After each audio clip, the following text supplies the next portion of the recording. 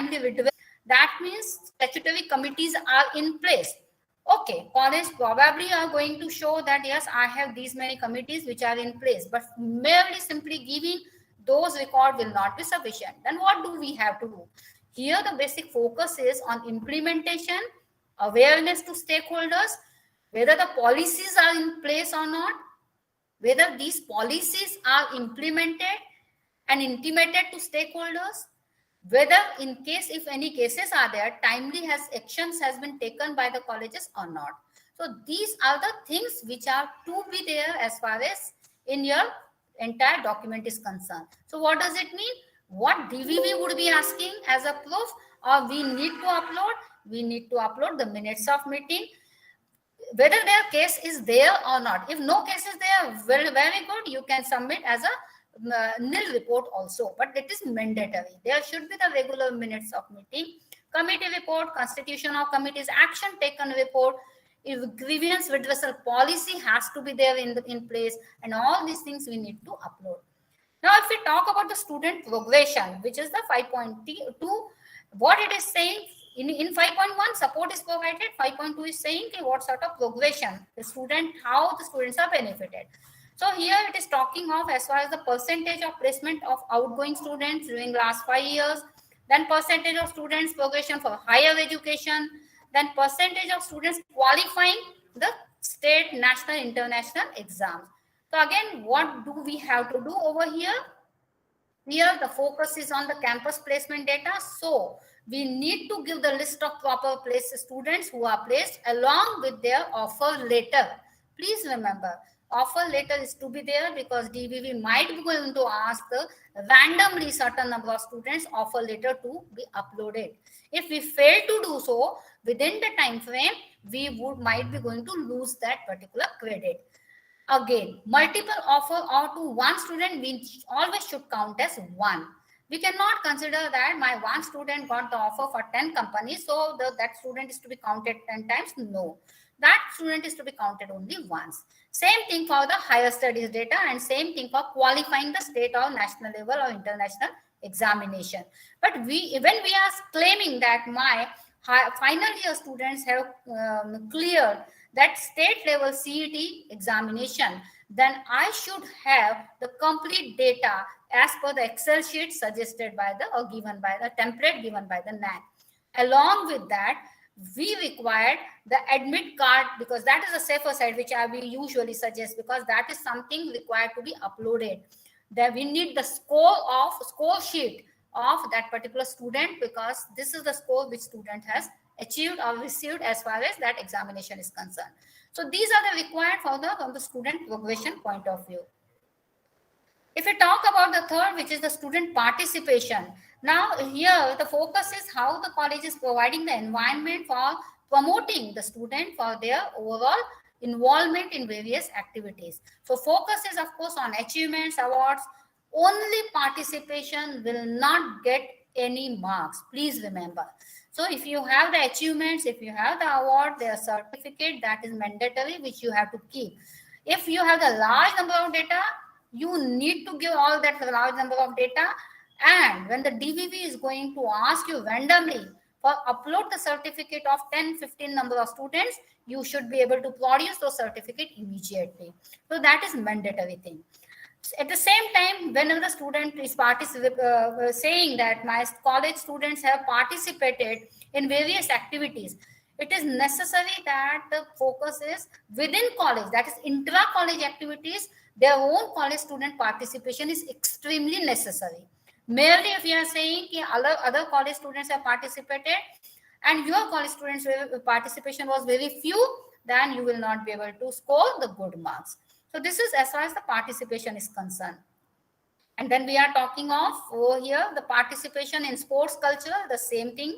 It is extremely necessary. The activities organized by the college and their own college student participation in various activities, it is the mandatory clause and for scoring this 20 marks over here. And 5.4 is focusing for the alumni association. Whether do you have that alumni association registered and how the alumni is contributing in terms of fund for the college development. See, as I said, there exists the opt-out metrics. Let us say if we have not very strong alumni contribution, probably, so we may consider, because it depends upon the alumni, it depends upon the environment as well. It depends upon when the college has started. So probably if we do not have that much strong funding, we can consider this particular mark, so this particular question as opt-out. So in case if I know I'm not able to score the good marks in this one, so better I should opt it out. Means I will not fill in. I'll say that this is the metric which I opted out, and so that will not be considered by NAC for the calculation of overall score. So this I just have given you one example. So we have gone through the student support. Before switching to the SWOC, which I'll finish off very quickly. The summary of student support activities, that we should always plan for experiential learning. They should provide the bridge courses, value-added courses, add-on skill-based courses. As I gave you the example of the difference between value-added and add-on, this is necessary. We can provide many courses, and we need to bifurcate which is fitting which is there as far as the part of value-added, and which is fitting into the add-on. Bridge courses is extremely necessary, because it is just saying that, let us say if I have completed my first year, students have completed the first year and switching to the second year. Now the need is that we need to, bridge that gap before starting the new course. How the college is initiating by brushing up or refreshing as far as the previous contents are concerned, and linking it with the new course, the new semester. Same thing when the students are entering at the first year, we need to give them certain, prerequisite, that's the background, that is called which courses. So these are the things which colleges are supposed to provide. College should provide the scholarship, free-ship support. Statutory committees are to be there in place. Remedial measures are to be taken by the college in order to bring the slow learners or those who are not able to, clear certain sort of activities. Alumni is to be registered. Career guidance seminars are to be there, and students should be encouraged for the government competitive examination. Campus placement support is to be there, and the outcome need to be measured properly. Overall development support is to be provided by the colleges. It is extremely necessary. So this is something which is called as the student support. So now I quickly will take the SWOC, because I know probably it's I'm 1:15. I won't take much time. I'll quickly finish off the SWOC, because that is the mandatory clause, mandatory requirement. And this SWOC is nothing but which is called as, we all know, strength, weaknesses, opportunities, and challenges. Definitely, whenever the peer team is coming, please remember they are going through the SWOC, and when the peer team is giving their evaluation, as being an assessor, this is what I'm telling you. I am also an assessor, and whenever going for this sort of assessment, every peer team member has to give, that committee has to give this SWOC, the major strength, weaknesses, points in their summary report. So it is necessary that how better effectively we can provide it. So the main focus here is why we require to do SWOC. Very simple. It's a tool for better administration. This is not only for NAC. This is not only for peer team member. This is for us. And if we are doing it in the better way, we as being for the college head responsible person, we require to do it in an effective manner for the better administration. So it helps us in identifying and analyzing the most effective and best effective elements of our college and system. That is what it is necessary, why we should do the SWOC. So if we look it up towards strength, weaknesses, please remember strength and weaknesses are affected with respect to the internal environment, and opportunities and challenges are affected by the external environment. So what does it mean? Strength and opportunities are the positive aspects of our college. Weakness and challenges are highlighting the negative aspects. So how we should do, what it is defining. Strength is defining that all those internal factors which are positively affecting my goal, right? And weaknesses means those factors which are putting up the negative effect on my goals and objective. Same thing, if we talk about the opportunities and challenges, they also put up the positive and negative, but related with respect to the external factor. So while doing the SWOT, what do we have to do? We need to analyze our internal factors and external factors who are causing the positive and negative effect on our set goal or objective. So example I'm giving you over here, probably when we are talking of the strength and weaknesses which are related with respect to the internal factors, that means stakeholders, infrastructure, fund which I have, utilization, my systematic procedure, these are something which are affecting my entire, which we can include as far as the part of strength and weaknesses. Example, we can say that I have a highly qualified number of teachers who are dedicated, that would become my strength. Definitely, if I do not have that, that might become my weakness. Similarly, if I have extraordinary infrastructure, I have all the complete facility, that will become my strength. If I do not have, it might become my weaknesses. Same way with respect to the financial grant, same way with respect to the systematic activities and processes, branding, reputation. If I am giving you a lot many add-on courses to my students, that will become a strength. If I am not going to do, that probably would be the weakness, because I am not able to provide that sort of support to students. If we look it up towards the opportunities and challenges, these are basically related with respect to the external things which we are saying, probably government policies, market need, future trend, but these are not in our control, definitely. But because of that, either these are generating the opportunities or these are creating as far as the challenges are concerned. Example, if I'm located as far as the in urban area, so now probably I may not get the opportunities which agricultural located people would be there, colleges are there, that sort of projects probably I may not get. But if I am locating in terms of industrial area, so probably there would be the opportunity where I can connect with the industries and I can open out the opportunities for my students by signing the MOUs and by creating the linkages. So these are certain examples as far as the opportunities and challenges are concerned. One example of challenge we all face, that probably whenever there are government policies are there, because of which either we are not able to get the pending fees, or we are not able to get the desired number of students as far as the quality is concerned, because there exists the policies are concerned and we are abide to follow all those policies. So these are the challenges which we need to understand. So when we are talking about this SWOT, it is necessary we should do our own analysis, we should do internal analysis, we should do external analysis. Accordingly, we need to identify the strength, weaknesses, and at the same time, external analysis, we need to identify opportunities and challenges. So tips for better SWOT, which is nothing but leading to the road to a success and result. We should always keep our SWOT short and simple and specific. It should not be a story. It should not be a lengthy sentences. It should be short, simple, and specific.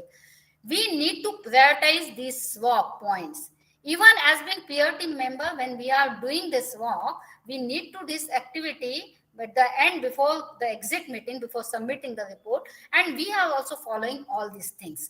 We also first we are jotting down all those points, and then we are prioritizing all those things, that those which are the positive or most specific strength of the college, we are keeping them on the highest level point, and then slowly then we are going. So this is necessary, we all should follow. We should make a habit of doing SWOT after every college event, every activity. If you really want to do the SWOT is not only for NAC, as I said. SWOT should not be there only for to be done once, sometimes in the while when the NAC is coming. No, you make it a habit that SWOT is to be done after every activity, in order to analyze that what challenges the particular team has faced, what opportunities would be there if this would have been done in this XYZ manner, what the strength were there, what weaknesses were there, and open your SWOT for discussion and comments in meeting. Be open for receiving the comments for your effective SWOT.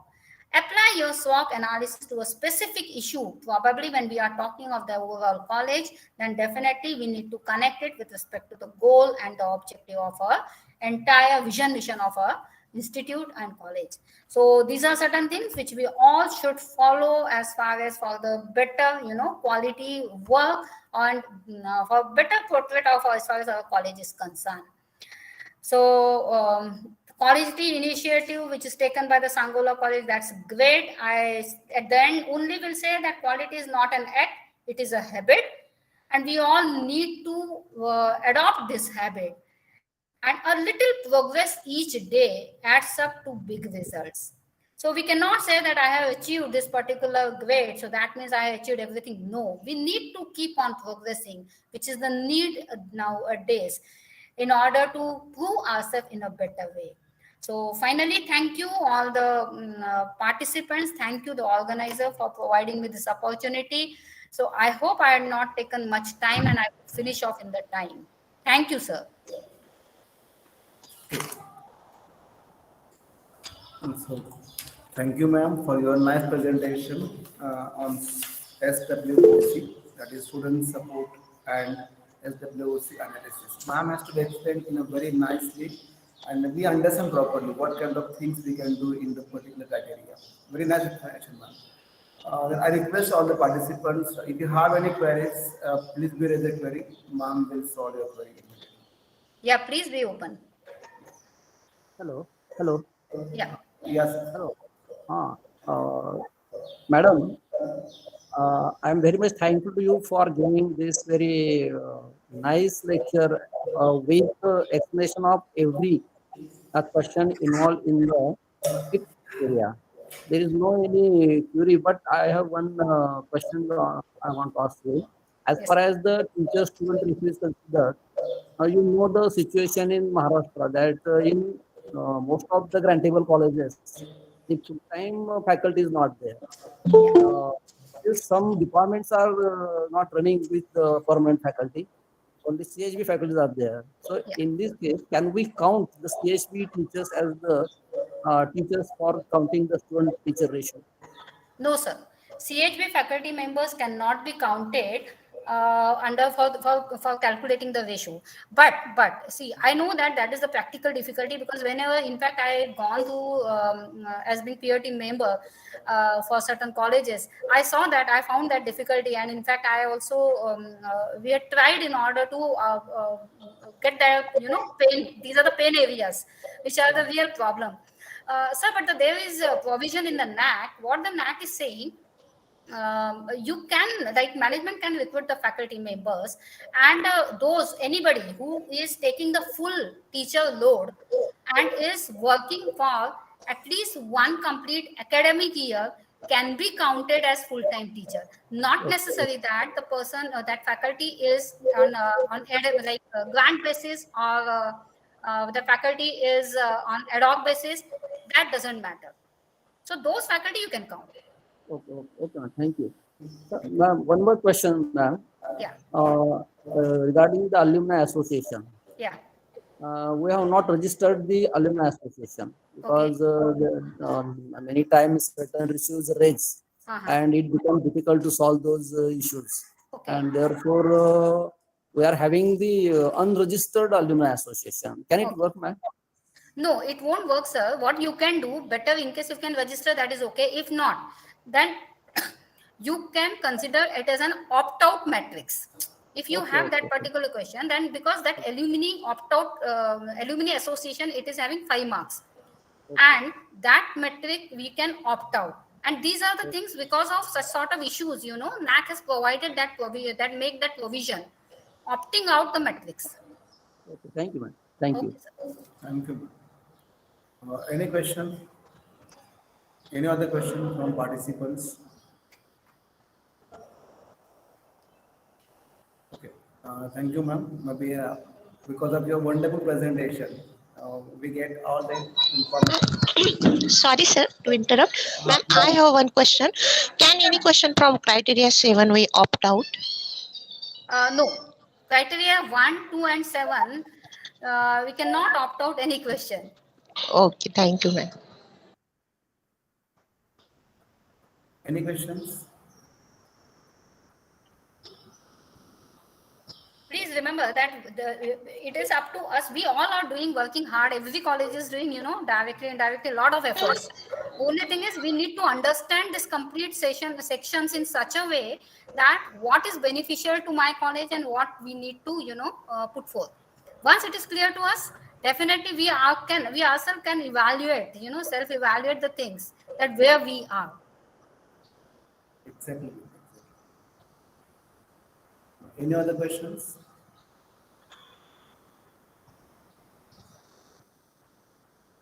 Okay. So then I would like to request Dr. T.R. Manesha, IQC coordinator, for sharing their own comments. Thank you, madam, for your nice presentation. Thank you, sir. On this auspicious occasion of national workshop on revised assessment and accreditation process. As an accreditation coordinator, I am very much thankful to resource person, Principal Dr. Aruna Devaskar. She has explained so many aspects regarding the revised assessment and accreditation process carried out by the NAC. She also pointed out so many valuable things which are useful for the higher education institutions which are going for NAC assessment. Also, she explained about the strength, weakness, opportunities, and challenges, which is very important part of the assessment process. Also, she has explained about the extended profile and how it is very important. Again, she also explained about the student support and progression. That is also an important part in the NAC assessment process. Again, she explained about the add-on and value-added courses, the difference between these two. These things are very useful for us while we are going for the lab process. So once again, I am very much thankful to Dr. Aruna Devaskar madam for your valuable guidance. Thank you. Thank you, sir. Thank you, ma'am. Thank you, sir, once again. And the last part of today's event is that one, that is validity ceremony. We'll start within 2 minutes. I would like to request all the participants be present in the meeting. We'll start this validity section within 2 minutes.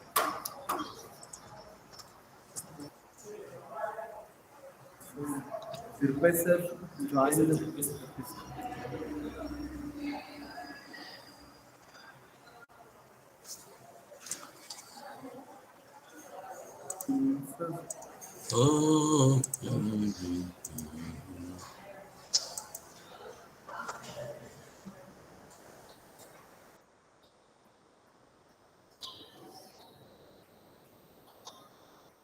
Sir, is Zapke sir joined for the meeting? Honorable Professor Zapke sir.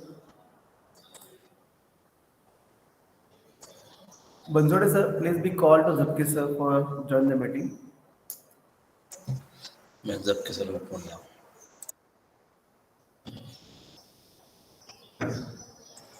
okay just wait Yeah, sir, yeah. Okay, during the validity section, you will get the feedback link, definitely. Those who participate for the particular workshop, you will get the feedback link and you will get certificate also.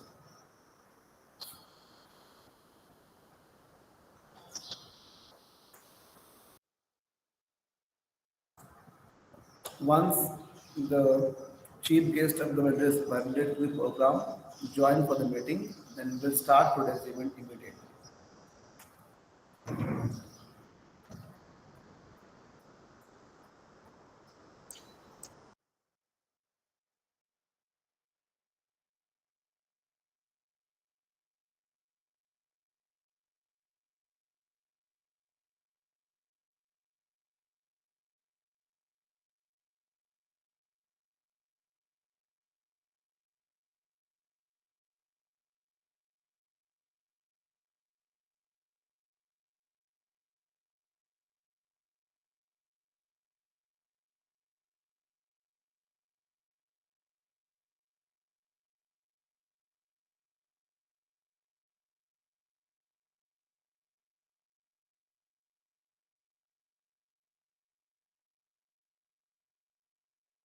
Wait for 2 minutes only.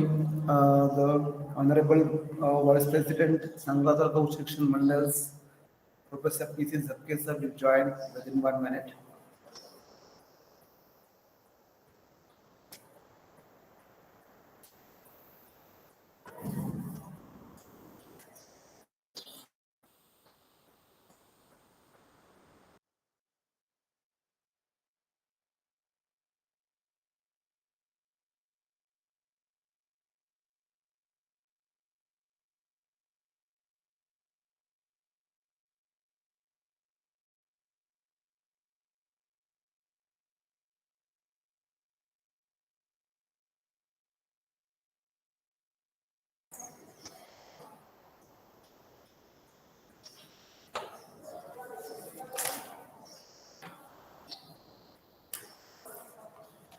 So, shall we start the validity ceremony?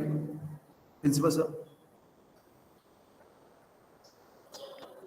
Yeah, Prince sir, Yes, sir. you are starting. Okay, no problem. So, once again, very good afternoon, all of you. Uh, I would like to welcome, that is Sangha Taluk Shikshan Mandal, Sangola College, Sangola. IQAC of Sangola College, Sangola organizes one-day national workshop on understanding the revised assessment and accreditation process, NAC. For this national workshop, I would like to welcome for today's valedictory ceremony functions president, our respected principal, Dr. Madhusudan Basute sir, IQC coordinator, Dr. T.R. Mane sir, IQC co-coordinator, Dr. P.A. Bansode sir, and all the respective staff members of the Sangola College and different colleges staff members. And also, I would like to welcome Dr. Sanjay Kharat sir, Principal, Modern College of Arts, Science and Commerce, Ganesh Kid, Pune. Also, I would like to welcome, that is Honorable Principal Dr. Aruna Devaska ma'am, that is ATSS College of Business Studies and Computer Application, Chinswad, Pune.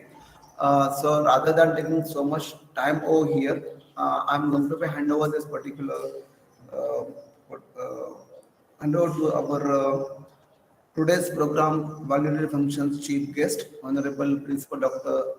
Madhusudan Bozote sir, for sharing their valuable thoughts on this occasion. Bozote sir, over to you. Okay. Hello. Am I audible? Prince sir. Yes, sir, you are audible. Okay.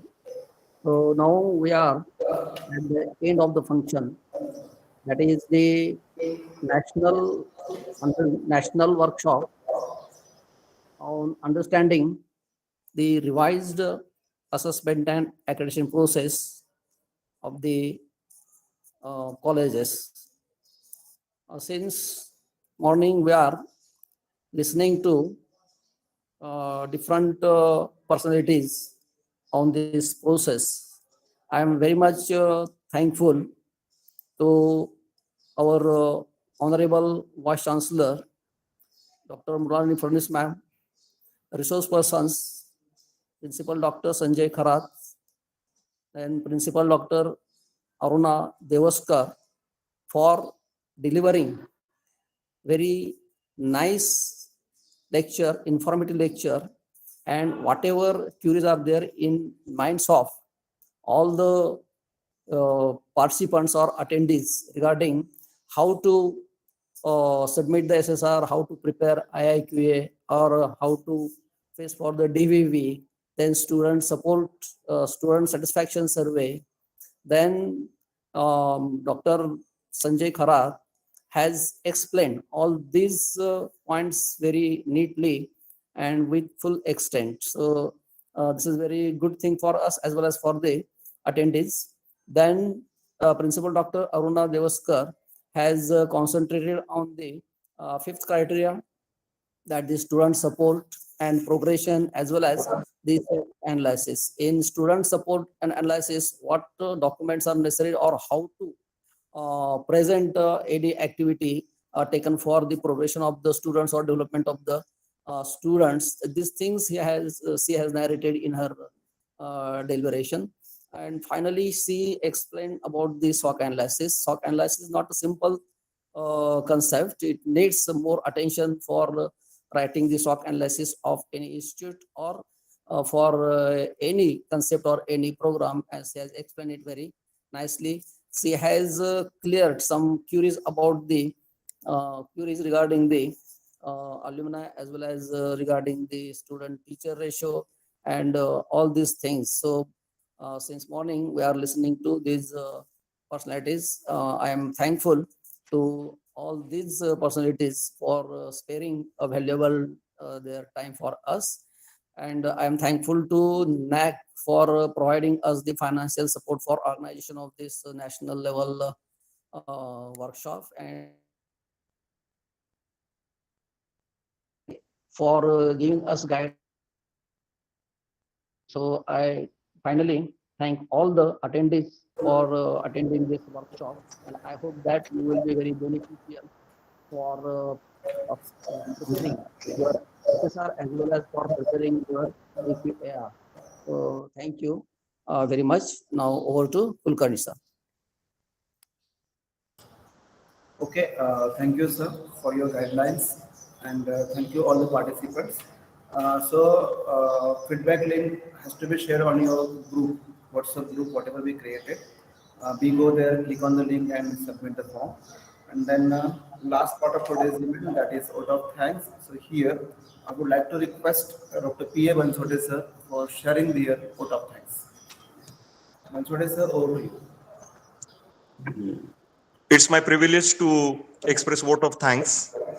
Firstly, I am thankful to Honorable Vice Chancellor Dr. Mrunalini Fadnavis ma'am for joining the workshop as chief guest and expressing her valuable thoughts and given guidance to all the participants. I am thankful to Dr. Ranjit Deshmukh sir, Principal of Shivaji Polytechnic Sangola, for remaining present as a president for the inaugural function.